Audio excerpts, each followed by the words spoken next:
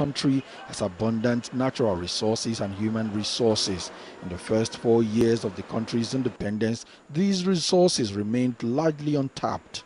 With a population estimated at about 140 million, Nigeria is the largest country in Africa and 1/6 of the black population in the black world. Currently, barely 40% of the country's arable land is under cultivation.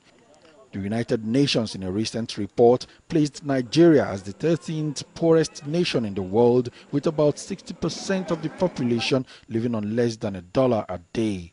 However, today, many Nigerians who depended on less than $1 a day are living a more comfortable life.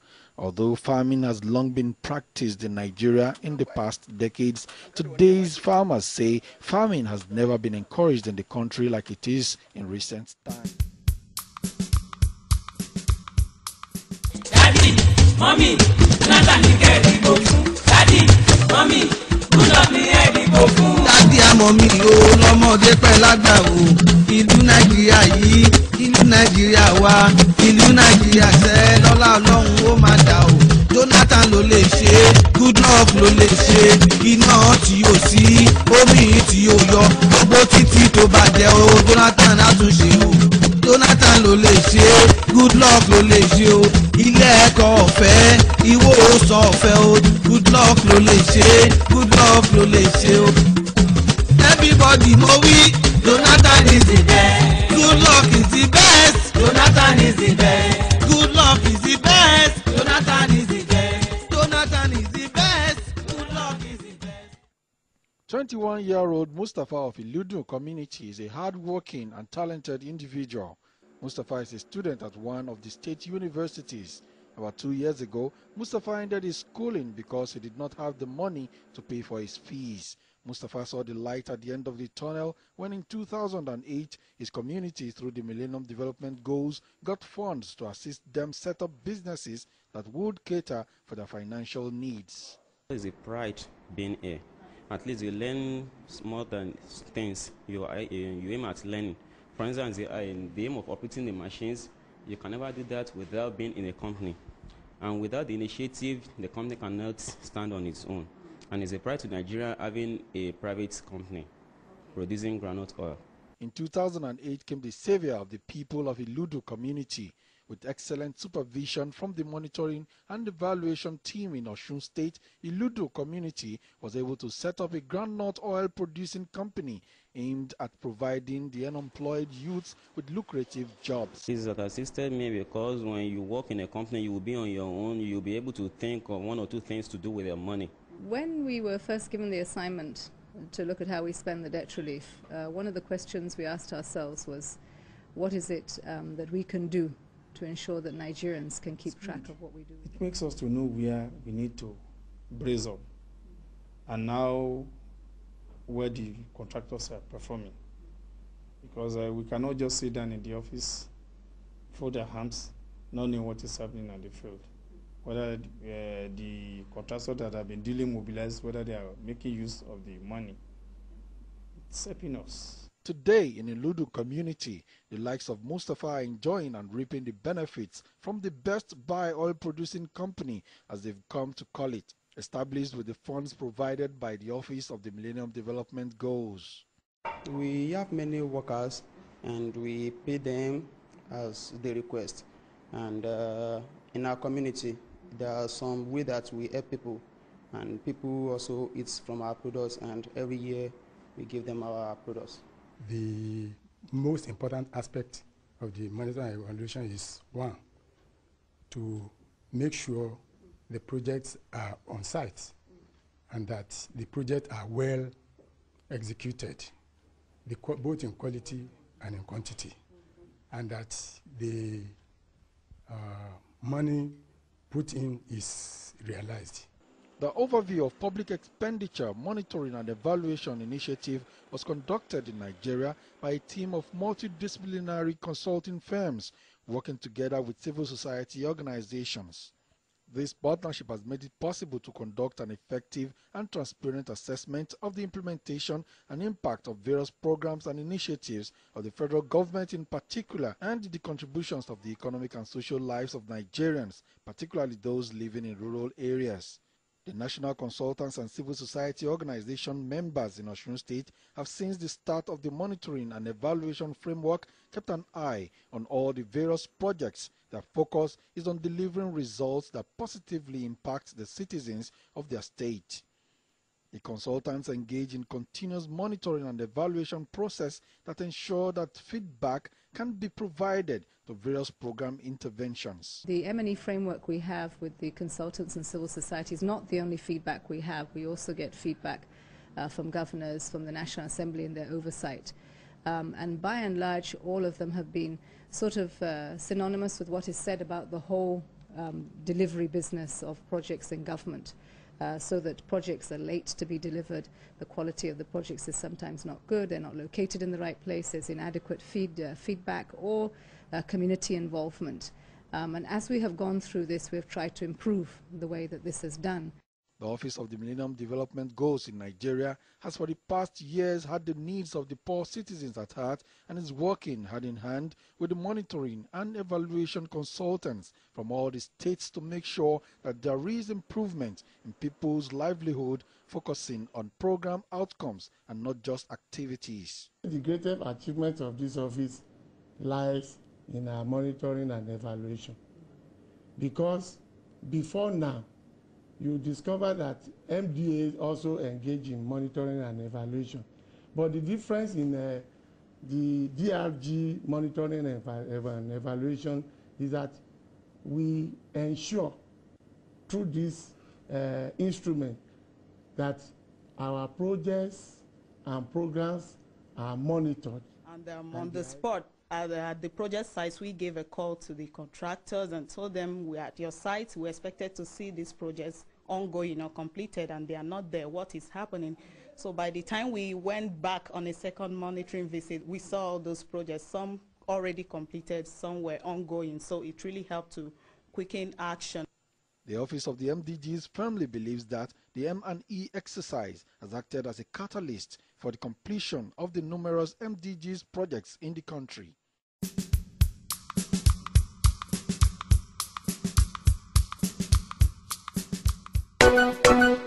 Igbo kwel, hey, Igbo kwel, hey, kwezwenu, hey. Madu nile gato eres Goodluck, Jonathan vote ya biko. Meka, Mike Ogenya yoko.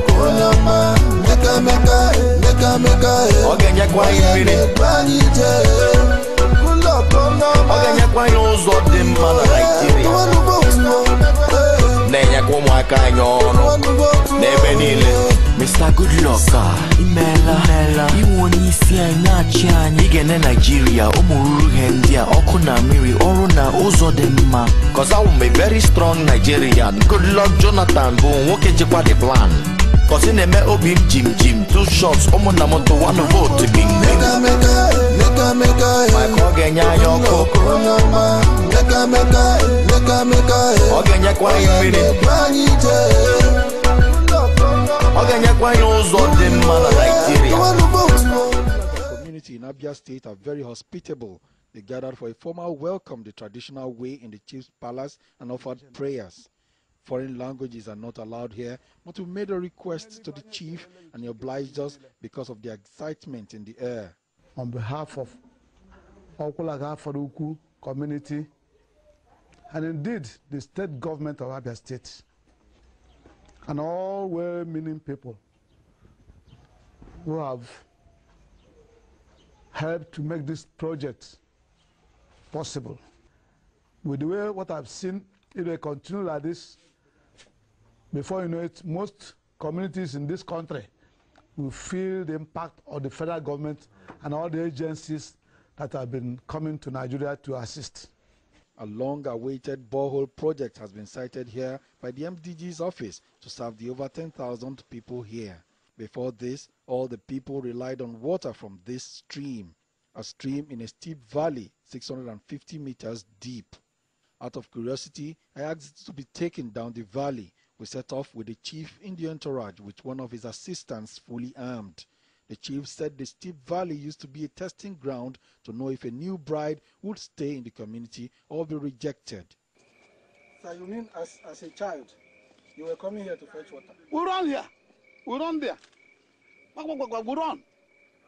I said, if you're a woman, once you are coming to marry in our place, first they will be told to visit our home. Well, if you cannot go down there and fetch water, you don't go. Getting down to the stream was more difficult than I thought. We finally found an easier route to get down the valley to behold the stream on which this community has relied for over 300 years. This water is called Odibilite. And it's stretching from our forefathers to us. So it's a wonderful thing that has happened in our life and in my lifetime through the federal government and the MDG, through whom the federal government brought this wonderful borehole to us. The people here drank from the stream until the MDG's office cited the borehole project here. And like the journey down here was not punishment enough, the chief has a surprise for me. The water is medicinal, he says, so we must all drink. And how I wish you people will test this water. It's a very wonderful water. It's medicinal. It's good. We consider it gold because it's right from the stream. To God be the glory in the name of Jesus. I know it's not easy to come down here. This is wonderful. I'm sure my headache will go now. It will go. It will go. Yes, it's medicinal. It's very good. Yes. You're welcome. God bless you. Before, we don't have water. Really, we have stream, but the stream is too far. Before you climb the hill and come back, you will have pains over all your body. But since we have this pure pipe-borne water, then the pains have released. All the people in this area, they find it easy to go to the borehole and take the water and come back. This borehole is a very useful thing. It's a big help to this very community, as you see. The people are excited. And there's one unique thing about this MDG project. It's unique in the sense that it has been able to penetrate what we call hard-to-reach areas. You've been with us for a couple of days now. You've gone to communities ordinarily the state government or the local government wouldn't have thought of citing a project. You know, some of the roads are not accessible and all that, but at the end of the day, you will find an MDG project there. It's quite unprecedented, and we must commend the Office of the Senior Special Assistant to the President on that. Monitoring and evaluation teams are constantly on the field to make sure projects are carried out as proposed. In southeastern Nigeria, the assessment of the rural water supply projects undertaken is over 56% as of 2006, and now more successes are being recorded. Because of the services of the M&E team, the contractors are really working hard to make sure any project given to anybody is completed. And I can assure you, in Abia State here, we have about 127 health centers. We have almost 95% completion and compliance. And the remaining 5% left happen to be delayed as a result of the terrain. So I should say we have really achieved success. We have had to visit a lot of sites, and in course of visiting these sites, we discovered that the projects are either abandoned or the quality of the project is not okay, and we made a report immediately. So thereafter, in many occasions, you discover that the contractors and the MDAs involved, take action immediately.